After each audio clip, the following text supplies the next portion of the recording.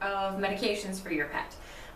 As we talked about earlier, you're going to have a medication schedule in your packet of information, and this really highlights all the medications that your pet is on, either that we've dispensed or maybe ones that your pet was already on prior to surgery. But the way that this works is most pain medications or medications in general are going to be for about a 10 to 14 day supply post-op. And so we have it so that you have the medication listed on the side along with the instructions for how to give that medication. And then over to the right of it, it will actually list the date and how frequently the medication is given. And there's little check boxes that when you give the medication, please just check off that box. That way, if there's multiple people that are being utilized for your pet's care, everybody knows when the medications were given and when they would be next due, so that we're not overdosing or underdosing or things like that. So follow this along. It will kind of guide you through. All of the medication instructions will also be on your individual bottles of medication. So follow those as well. Everything should match up, and if you have any questions about anything, please give us a call. Most medications can be given together. If there's ever a reason that we have to separate the medications out, it will be stated on your medication directions.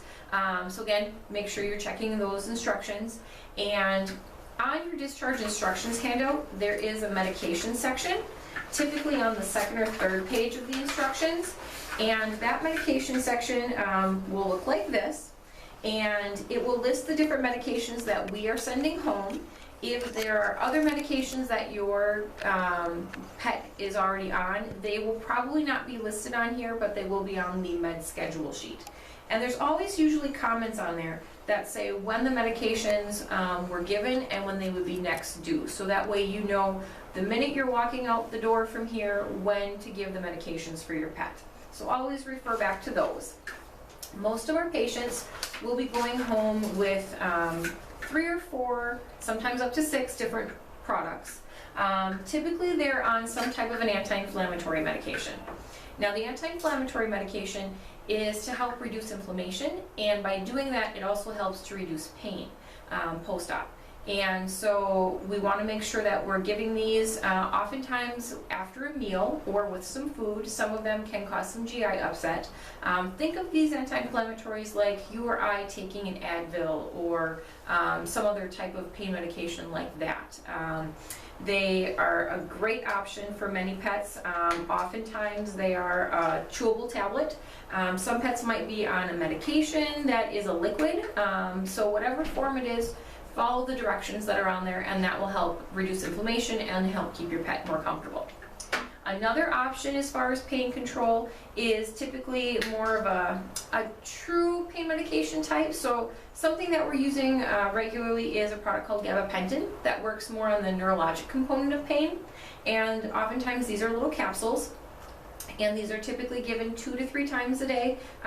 Again, refer to your instructions. That medication sometimes can make them a little bit sleepy, so it will say typically on your bottle if there's certain side effects that we're concerned about. So dizziness or sleepiness is often one for that one.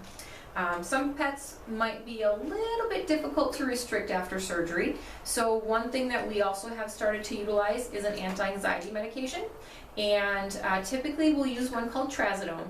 And what it does is it just kind of relaxes your pet a little bit. It doesn't sedate them. They're not, drooling in the corner and not involved in life.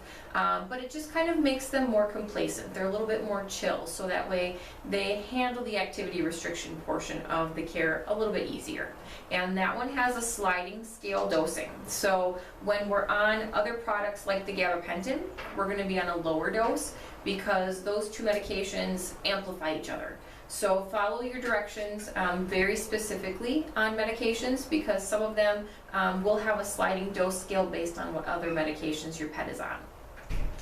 Also, like we discussed before, we're sending home a lot of joint products for patients. And the goal is we want to help minimize the progression of the arthritis and keep them comfortable in another way.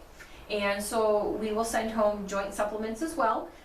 Traditional ones like Dasequin Advanced contain your traditional joint products like glucosamine hydrochloride, chondroitin sulfate, MSM, It's also got the newer ones, the curcumin and the boswellia that everybody's talking about. So it's a great product. A newer one that's available is something called Flexidin Advanced. And this works on a completely different principle. Traditional joint supplements typically provide building blocks for what the joints need to be healthy, whether it's cartilage or joint fluid, or some of them help to reduce inflammation. Flexidin works more like an allergy injection.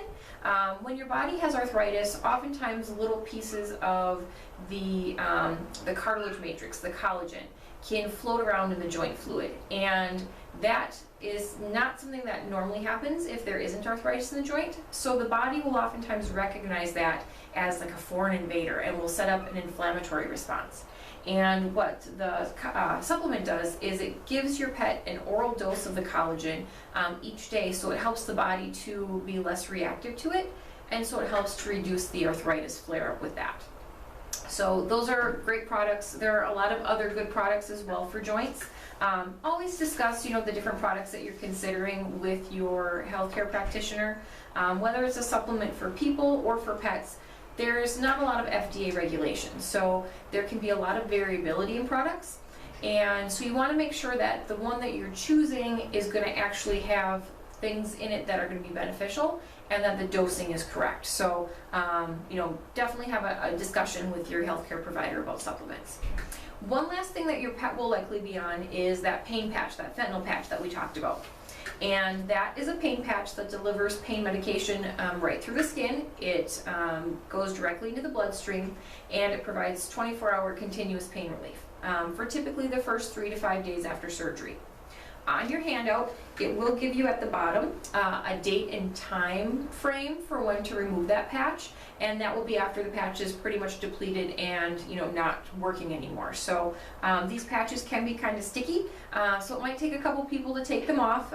You would want to dispose of them as you would any other medication, or just wrap it up and bring it into us or your clinic when you have sutures taken out, and we can dispose of it for you. Things to keep an eye out with the fentanyl patch. Most pets tolerate them very well. Sometimes it can give them a feeling that we call euphoria. It might make them seem kind of, we'll call it high. But basically pets that are maybe usually a little bit vocal or maybe a little clingy, they might be more vocal and might whine a little bit more. And it's not necessarily because they're in pain, it's because they have this feeling like they're kind of high and they don't know what that means, and it just makes them very unsure. So if you're noticing anything like that, please call us. We want to discuss that with you. Make sure that that's what's going on and how to manage that. It can make some pets sleepy, which most of the time if you're going through activity restriction, you don't mind that at all. Some pets can have some more traditional side effects. It can be some irritation where the patch is placed. They might be sensitive to the adhesive, and so we might need to take the patch off early. Sometimes the patch can also make them not want to urinate as often, and so if they're drinking regularly and they're just not going to the bathroom, it might be causing that urine retention, and so we might need to take the patch off a little early. And if we do need to remove the patch a little early, we can still control their pain adequately through other options. So it's not something that is going to be very detrimental for their recovery. It's probably better if we remove it early if they're having a side effect at all.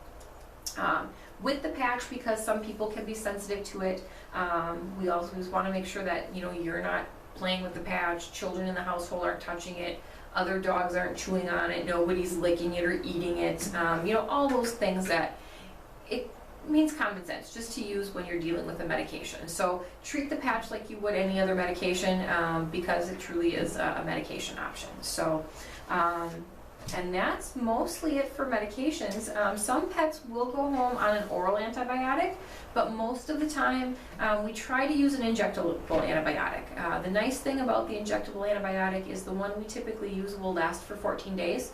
So that's one less pill that you guys have to take, and it's on board 24 hours, so it has less risk of your pet developing some type of a secondary infection, etc.